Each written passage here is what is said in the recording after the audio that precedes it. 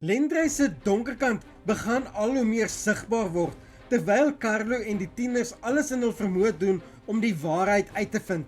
Zara se tyd in Ruitenbosch loop uit, en hoe meer Lendrey deel van die Voslose lewe word, hoe groter raak die gevaar. Hier is jou Suidooste voorskou vir 24 tot 28 Augustus 2026.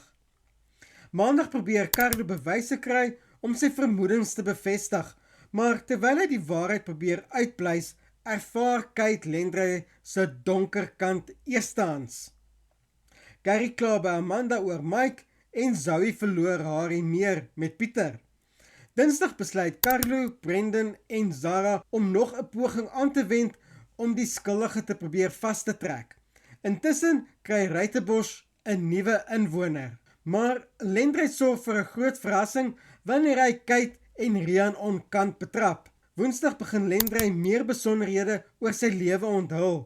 Gary probeer Frankie meer betrokke kry, terwyl die tieners 'n laaste poging aanwend om Zara se onskuld te bewys. Donderdag maak Carlo vir Lee Ann trots.